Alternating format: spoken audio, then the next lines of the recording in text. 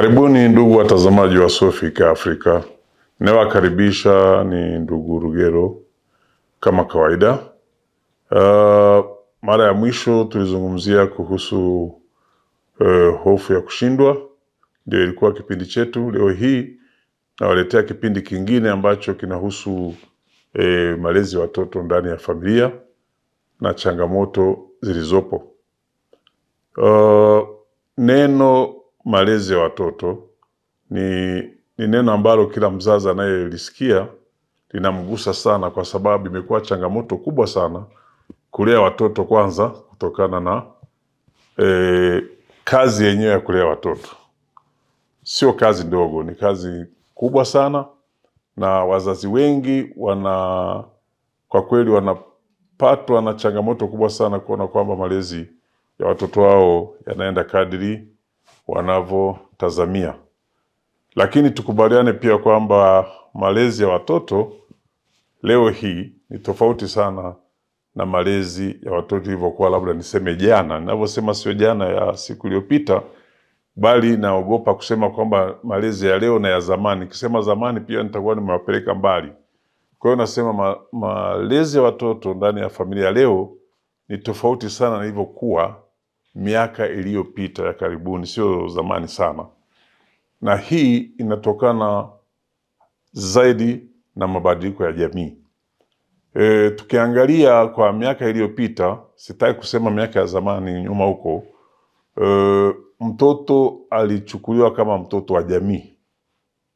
Ina maana kwamba aliweza kulelewa na baba yake, mama yake, shangazi yake, mjomba wake, hata majirani. Ina maana kwamba mtoto alikuwa ni wa jamii, kwa msingi hiyo kwamba yeyote katika jamii ambaye inamzunguka yule mtoto au ile familia ambako mtoto anazaliwa alikuwa na uwezo wa kuweza kumlea kwa njia moja au nyingine. Kwa mfano, katika mila zetu za Kiafrika, kumkaripia mtoto ni njia mojawapo ya kumlea. Ni njia mojawapo ya kumfanya kuwe na maadili mema, aogope baya, apitie njia zilizo sahihi. Ilikuwa ni kawaida kabisa jirani kumuona mtoto wa rafiki yake naye ambaye ni jirani yake akipotoka kidogo tu, anaweza hata akashika kijiti akamkaripia, akamchapa kidogo mkwaju. Mkwaju nadhani ni fimbo kubwa samani. Kifimbo tu akamchapa matakoni, akasema usirudie hii. Ilikuwa ni njia ya kuwarudi watoto. Ilikuwa ni njia ya kuwakaripia enzi hizo. Na mtoto alikuwa hawezi kwenda kuthubutu kuambia wazazi wake kwamba nimetenda kosa na fulani kanirudi. Kumrudi maana yake kamkanya, kamkaripia, usirudie. Na yule jirani ilikuwa sio lazima aende kutoa ripoti kwa wazazi wa mtoto kwamba mtoto wenu nimekuta hivi na hivi na hivi na hivi, nikamkaripia, nimemchapa kifimbo kidogo. Ilikuwa sio lazima, kwa sababu alikuwa anawajibika. Mzazi anapomchapa mtoto alikuwa anaona kama ni wajibu wake. Lakini leo hii tofauti kabisa. Wewe mpige mtoto wa mtu, utaniambia polisi. Piga mtoto wa mtu, ripotiwa polisi. Sasa kwa nini? Sababu ni kwamba kumekuwepo mabadiliko makubwa sana ya kijamii na kiuchumi. Tunaposema mtoto alikuwa ni mtoto wa jamii, hapa tunaweza kuangalia katika mazingira fulani hivi kule kwao anakozaliwa, na hapa nitasema kijijini kwa sababu watu katika kijiji fulani wananasabiana au wanahusiana kwa njia moja au nyingine. Ndio utakuta hapa kwa fulani, pale ni kwa baba mdogo, pale ni kwa mjomba, huku ni kwa shangazi, nyumba ya bibi iko pale. Hiyo ndio jamii ya enzi za nyuma. Kwa hiyo mtoto alikuwa anaweza karekebishwa au akalelewa katika hayo mazingira ya huko kwao anakozaliwa, ambapo tuna usemi unasema kwamba mtoto sio mtu mmoja, mtoto ni wa jamii. Natambua hivyo kwamba ndio tafsiri yake. Lakini kwa kuwa ametokea mabadiliko ya kijamii, watu wamehama kwao. Mtoto hayuko tena na baba, mtoto hayuko tena na mama. Ametoka kwao, ameenda kusoma nje ya jamii yake, kule anakozaliwa, nje kabisa, mbali. Kule ameenda kuwasiliana na kushirikiana na watu wengine ambao ni tofauti. Kwanza kuishi na watu wengine ambao ni tofauti na kule anakozaliwa. Kwa hiyo, kwa njia moja au nyingine, anabadilika. Baada ya hapo, anafanya kazi hata kule mbali na kwao, mara nyingi sehemu za mjini. Kama wewe ni mkaji wa mjini, angalia jirani zako. Utakuta kwa hali yoyote ile, jirani yako nyumba ya pili, hamtoki sehemu moja. Na inawezekana, ingawa tunasema kwamba mara nyingi sisi wa Afrika kwamba masuala yanayohusu maadili mara nyingi yanakuwa yanafanana tu, hayatofautiani, kwa sababu sisi ni wa Afrika, hatutofautiani sana.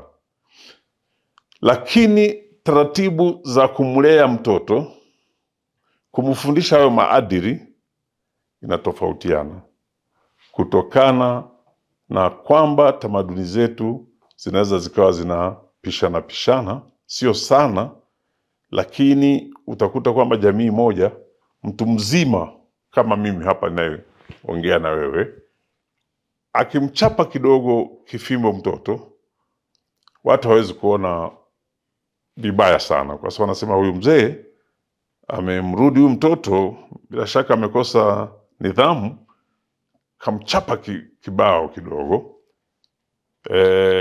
Lakini kuna wengine wataona tofauti. Watasema, sungekuja ukaniambia basi mtoto wangu kakukosea nini? Mimi naona huna haki ya kufanya nini? Ya kumchapa. Unaona? Na sasa hivi naweza nikakuhakikishia kwamba si rahisi kumchapa mtoto ambaye sio wako. Hizo ni comparison au najaribu kufananisha malezi ya hizi siku za nyuma ya leo sijasema. Malezi ya leo basi, tuingie malezi ya leo yakoje. Mtoto amezaliwa ndani ya familia ambayo hasa ni ya mjini. Mama kenda kazini au kufanya biashara yake huko sokoni, baba naye kenda wapi anakofanya kazi. Mtoto amebaki nyumbani peke yake, ni mdogo mno. Ingestahili awe na muda wa kutosha na mama yake, hata baba yake akija apate fursa naye ya kumchukua ile mtoto amfiri kwamba huyu ni baba, huyu ni mama, ni kichanga, na kuanzia ni mchanga, mtoto mchanga, lakini anakuwa anaona wazazi wake. Kama Mungu amewabariki kwamba wako hai, kwa sababu watoto wanakulia katika mazingira tofauti kulingana na majaliwa ya Mwenyezi Mungu, kwamba ana wazazi. Kuna watoto wengine maskini wanakuwa, lakini anaweza kuwa hata hafahamu mama yake, hafahamu baba yake. Yaani mambo ya kawaida. Sipendi tuwe na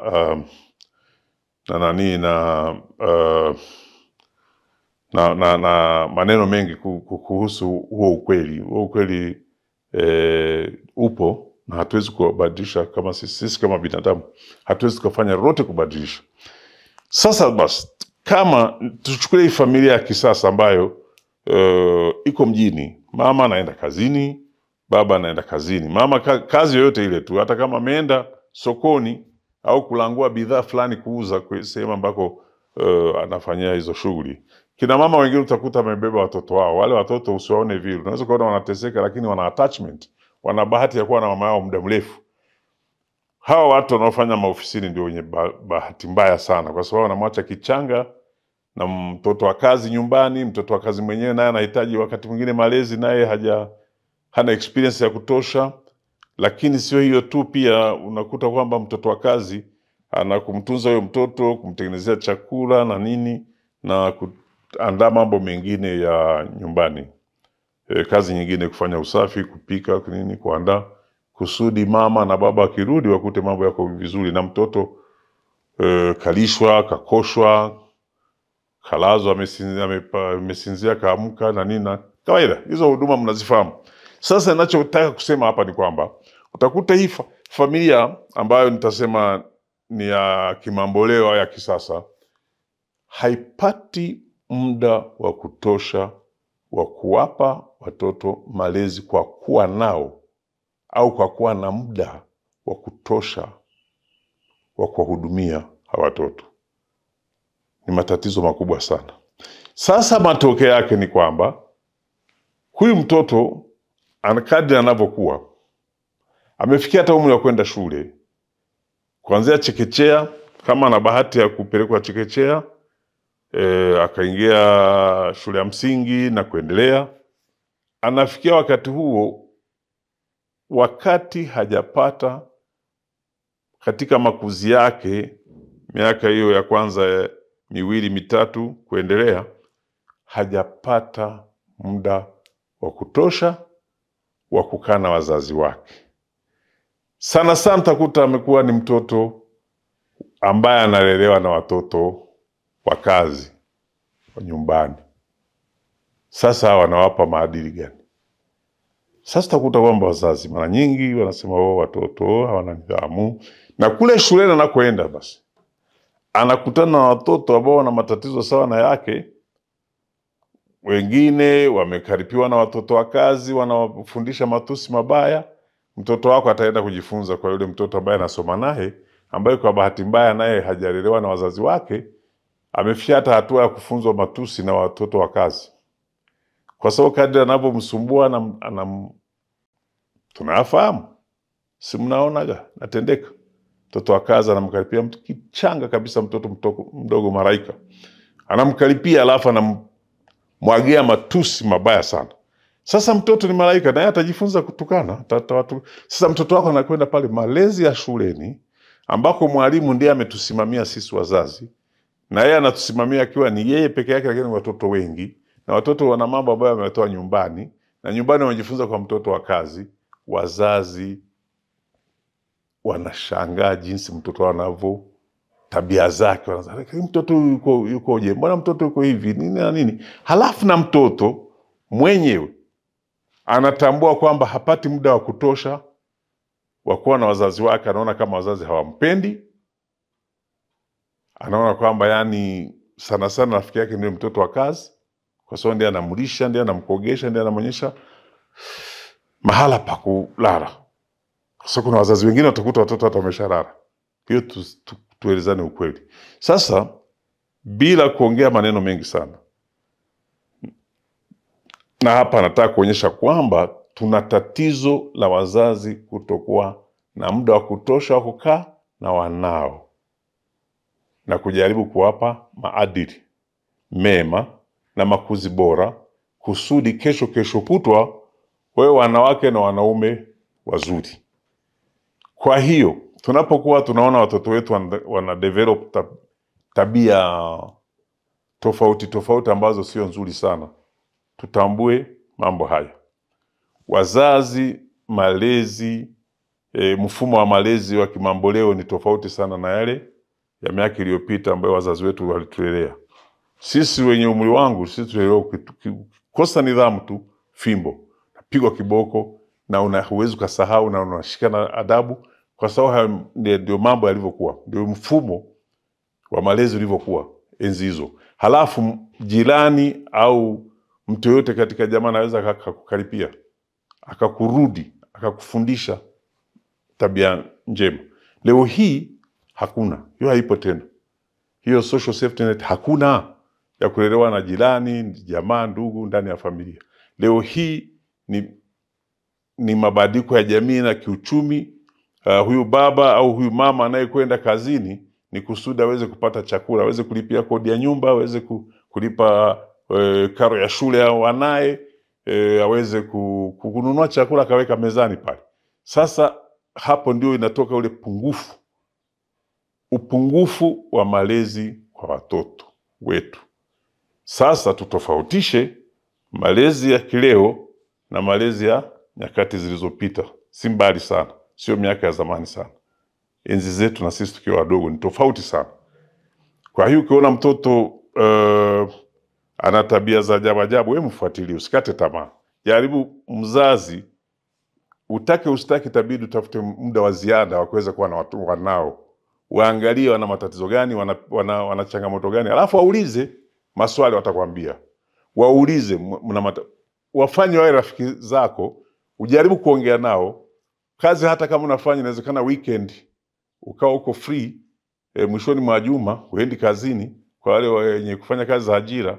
Na mfanya biashara, wakati mwingine unaweza kaenda kufanya biashara, lakini mmoja wapo akarudi nyumbani. Aongee na wazazi, muwasikilize watoto wana matatizo gani, msiwakaripie. Una tabia mbaya, nini, kwa sababu hamjapata muda wa kuwasaidia, kuwafundisha maadili na kadhalika. Kwa hiyo naomba kipindi hiki ambacho nimewafikishia leo, mjaribu kutupa maoni yenu. Mimi natoa maoni, na nyie napenda pia mtoe maoni. Kadri mnavyotufuatilia mseme, lakini ni hivi na hivi na hivi, tutafanyaje? Kuna mabadiliko ya jamii na ya kiuchumi, na haya inakuwa ni changamoto kubwa sana. Kwa hiyo ngoja niwashukuru na niishie hapa, nikiwaomba mfanye subscribe. Naona wanaotufuatilia sio wengi sana, sijui kuna tatizo gani kwa watu wanaoongea Kiswahili. Mimi nifikiri kwamba nikitoa kipindi kama hiki kwa lugha ya Kiswahili, kwa sababu tuko kwenye East Africa ni kubwa, watu ni wengi, labda sijui ni tatizo gani natokea. Mitandao sijui, labda watu wanapata matatizo gani, mtatueleza kuna changamoto gani. Kwa sababu sisi tunapenda tupate comments zenu, maoni yenu, na sisi tuweze kujengeka ili tuendelee kuwafikishia kipindi kingine. Naomba niwashukuru watazamaji wa Swefika Africa. Kumalizika kwa kipindi chetu ndio mwanzo wa kipindi kifuatacho. Mimi niruhusu nisema asanteni sana na kwa heri, tutaonana katika kipindi kijacho. Shukrani sana, mbarikiwe sana.